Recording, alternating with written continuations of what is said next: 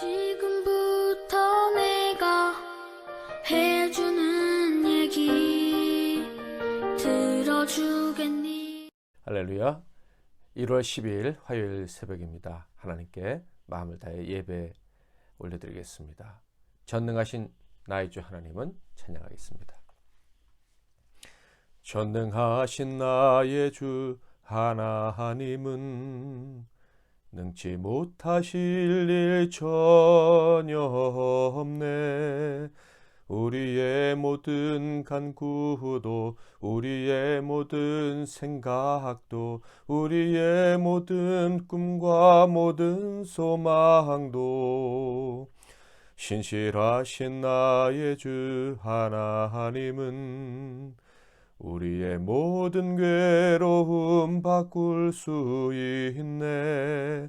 불가능한 일 행하시고 죽은 자를 일으키시니 그를 이길 자 아무도 없네.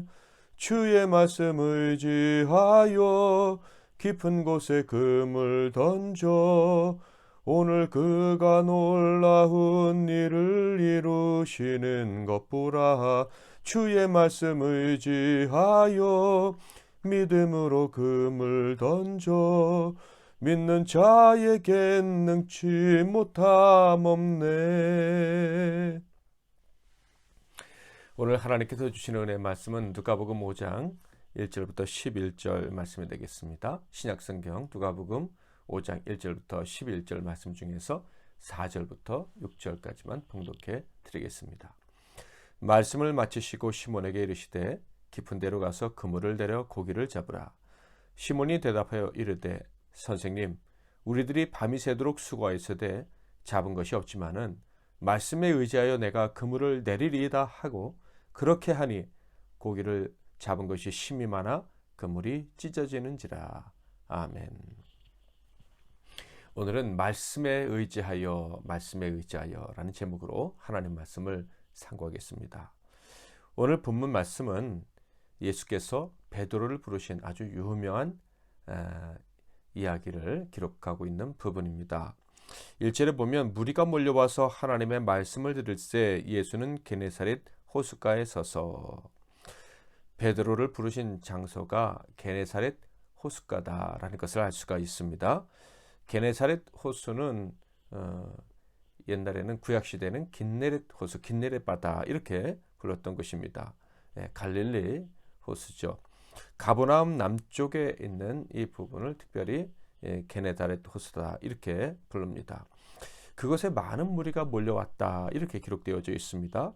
4장에서 살펴보았듯이 가버나움에서 주님께서 말씀을 전하실 때 그 말씀이 권위가 있고 그 말씀하신 대로 능력이 나타났기 때문에 주님의 말씀의 권위와 능력에 놀라고 그리고 호기심을 갖고 또 기대감을 가진 많은 무리들이 예수님을 따라왔다 하는 것을 알 수가 있습니다.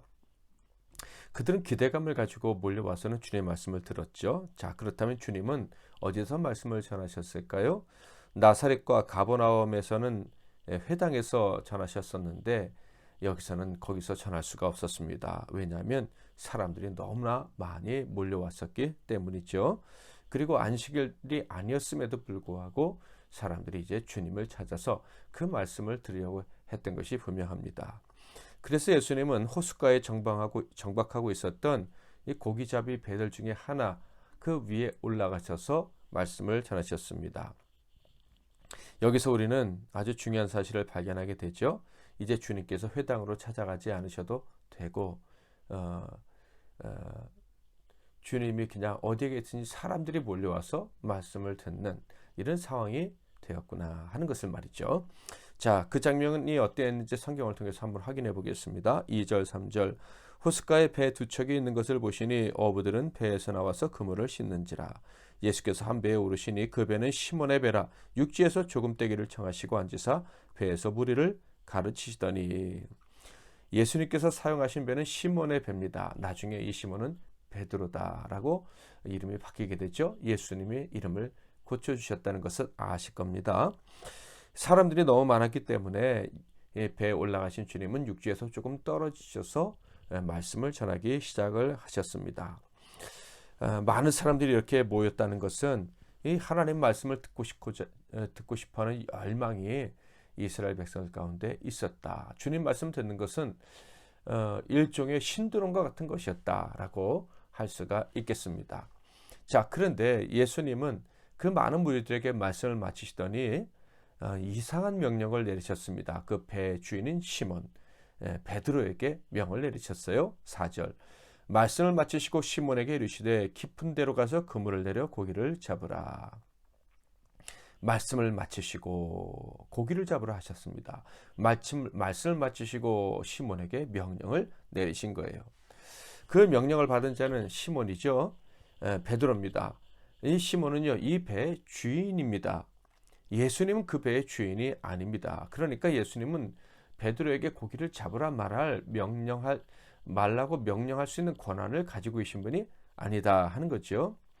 그런데 더 큰 문제는 주님께서 베드로에게 고기를 잡으라 명령을 내리실 때 이 명령은 예수님이 이 고기잡이에 대해서 전혀 상식이 없는 분이다라는 것을 드러내는 것이었어요. 당연하겠죠. 예수님은 목수의 아들이고 목수셨으니까 사람들도 그것을 알고 있었을 거예요. 새벽에는 고기가 깊은 곳에 있지 않습니다. 잠자러 이제 물가로 가기 때문이에요. 그러니까 이 고기잡이의 지식이 전혀 없다는 것 예수님의 명령을 통해서 사람들은 알 수 있었고 시몬 베드로는 더 분명히 알 수 있었을 것입니다. 게다가 주님의 명령은 사람을 무시하는 것 같은 명령이었습니다. 시몬은 밤새 고기가 있을 만한 곳을 다 뒤져서 잡느라고 애를 썼어요. 그런데 잡지 못해서 지금 완전히 지쳐 있습니다. 그런데 그 피곤한 사람에게 다시 나가서 고기를 잡으라고 하시는 거예요. 게다가 사도 베드로, 아직 사도는 아니었지만 이 시몬은 고기잡이 전문가 아닙니까? 전문가가 애쓰고 왔는데 그것을 완전히 무시하셨다라고 밖에 느낄 수가 없습니다. 게다가 그물을 씻어 정리하는 중이었다고 했죠. 그물을 씻어서 이렇게 말려서 이제 접는 중인데 예수님께서 배를 빌려달라고 하셔서 완전히 일을 끝내지 못하고 집에 들어가서 쉬지도 못하고 예수님께 배를 빌려드렸습니다. 뱃삭을 내시기는커녕 설교가 끝나자 그 배를 다시 몰고 나가서 고기를 잡으라, 그물을 내리라 하시는 거예요. 시몬은 알고 있었을 것입니다. 그 말대로 하면 그냥 체력만 더 낭비될 것이라는 것을, 더 피곤하게 될 것이라는 것을, 에너지만 소비하는 일이라는 것을 그런 상식적으로 알았을 거예요. 그런데 이 정말 이해하기 힘든 명령에 대한 시몬의 반응은요, 더더욱 이해하기 힘든 놀라운 것이었습니다. 5절을 볼까요? 시몬이 대답하여 이르되 선생님, 우리들이 밤이 새도록 수고하였으되 잡은 것이 없지만은 말씀에 의지하여 내가 그물을 내리리다 하고. 베드로는 분명하게 자기의 입장을 얘기를 했습니다. 전문가인 우리들, 어부인 우리들이 밤새 수고를 했지만 한 마리도 잡지 못했습니다. 그러나 비전문가이시지만 고기잡이와 그리고 우리 어부들에 대한 이해가 전혀 없으신 분이시지만 주님의 말씀에 따르겠습니다 라고 이렇게 이야기를 한 거예요. 순종의 이유가 무엇이었겠습니까? 예수님의 말씀의 권위를 인정했기 때문이죠. 그러니까 사도 베드로는요, 이 시몬은요, 주님 말씀을 듣는 것을 좋아했을 뿐만 아니라 기대했을 뿐만 아니라 주님이 말씀하실 때 그것이 어떤 말씀이든지 그 말씀에 복종하려는 마음의 준비가 된 사람이다라는 것을 알 수가 있어요. 말씀에 의지하여 그물을 내리리다라고 했는데요. 이 말씀에 의지하라는 말이 바로 그런 거예요. 주님의 말씀의 권위에 온전히 순종하겠습니다.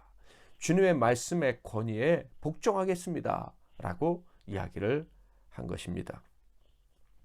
여기서 복습이 좀 필요합니다. 특히 나사렛 사람들에 대해서 우리가 다시 한번 생각해 볼 필요가 있어요. 나사렛 사람들도 예수님의 말씀을 들었다고 했죠. 예수님의 말씀을 들으면서 그 권위에 놀랐다. 호기심을 가지고 들었고 그리고 그 말씀의 권위에 놀랐다. 그런데 그 사람들은요, 그 말씀에 대적을 했어요. 왜냐하면 예수님이 그들이 알던 목수의 아들, 곧 목수다라는 이 인간적인 조건 때문이었습니다. 그런데 베드로는 어떻게 했습니까?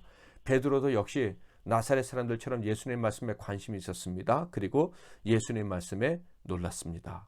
그런데요, 밤에 허탕치고 피곤했음에도 불구하고 예수님이 하신 말씀이 그의 상식, 인간적인 경험에 전혀 맞지 않는 것이라는 것을 분명히 알았음에도 불구하고 그 말씀에 순종을 했다는 거예요. 그러니까 겉으로만 주님의 권위를 느끼고 인정한 것이 아니라 진심으로 그 권위에 굴복하게 되었다 하는 거예요.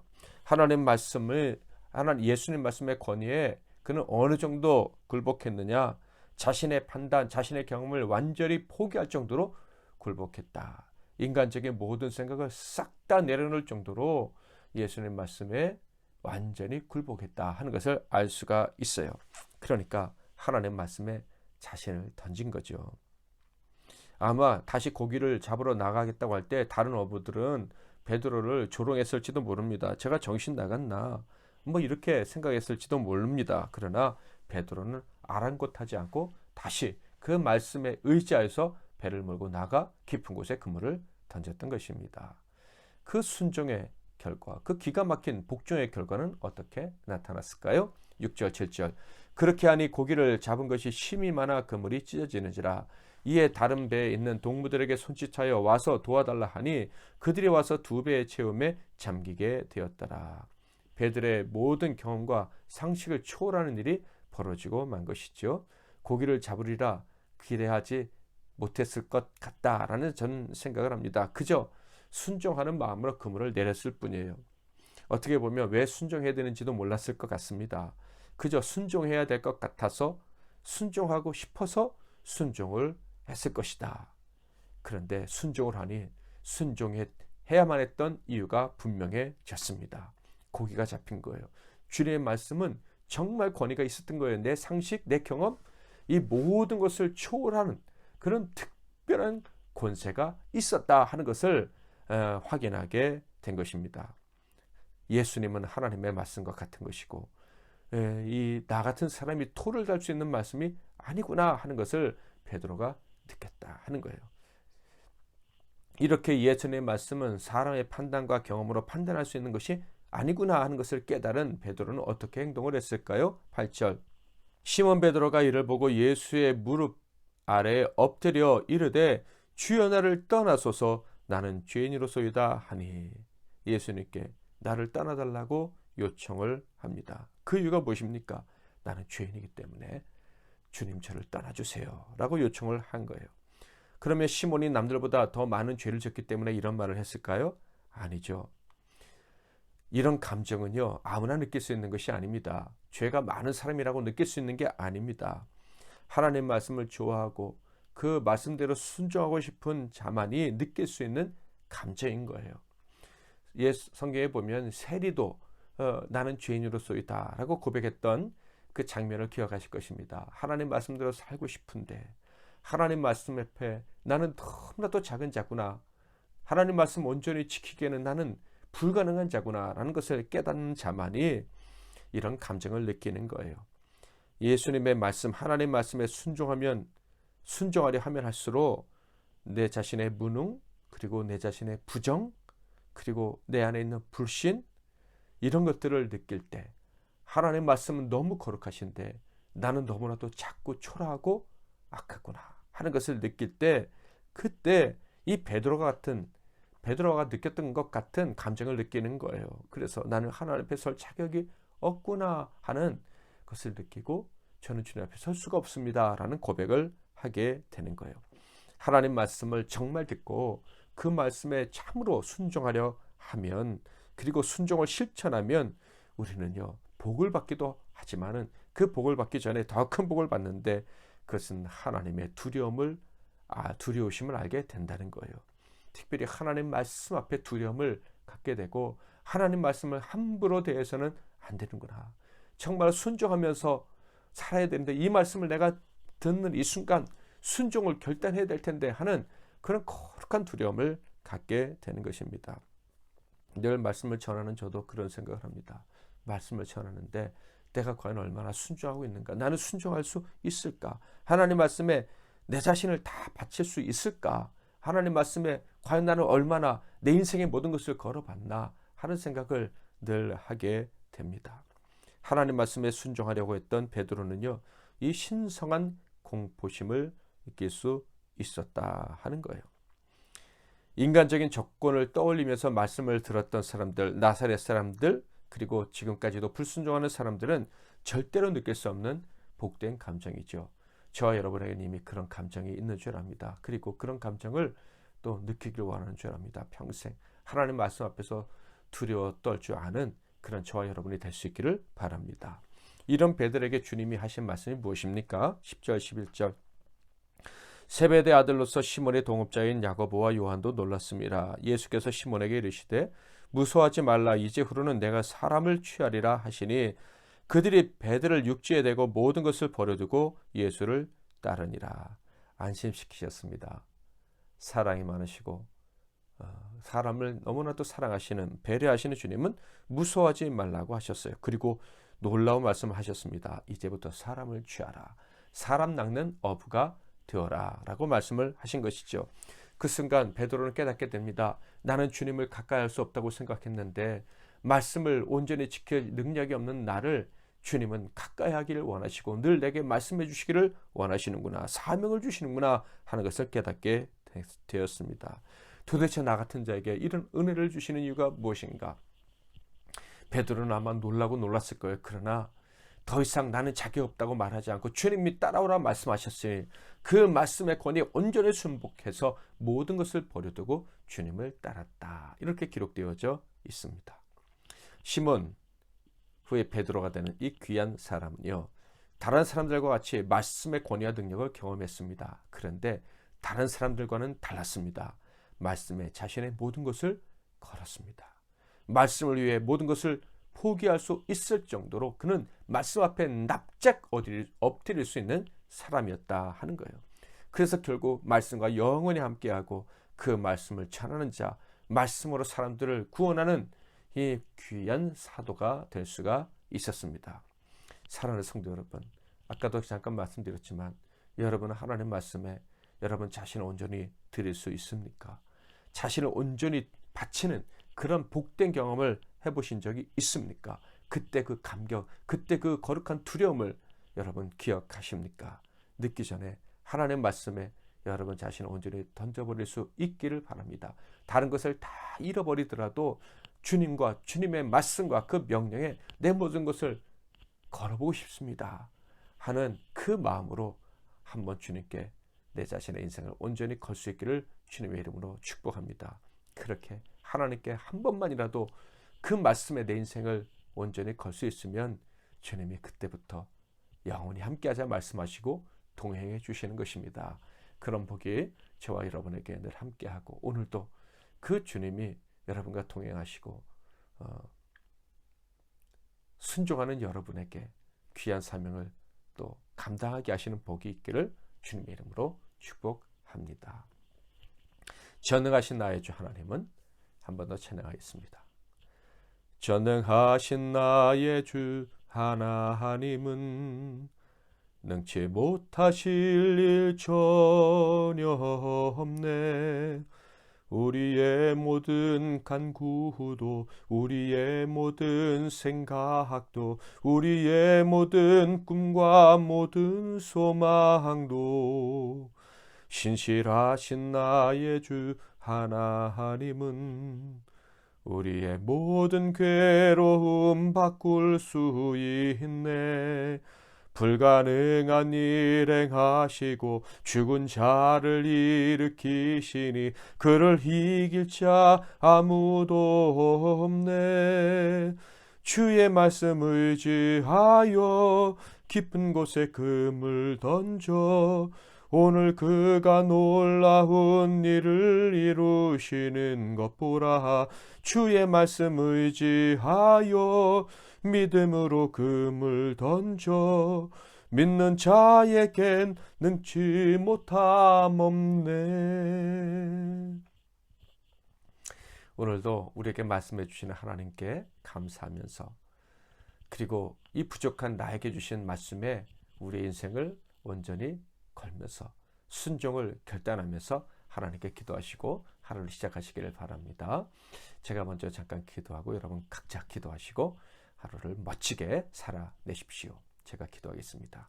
하나님 아버지, 우리가 무엇이 한데 생명의 말씀, 사망을 물리치고 절망을 물리치고 어둠을 몰아내는 이 거룩한 말씀을 우리에게 주시고 좋아하게 하시고 그 말씀에 순종함으로 마귀의 권세를 이기고 주님께 하나님께 칭찬받으며 주님과 동행하는 인생이 되게 하셨습니까?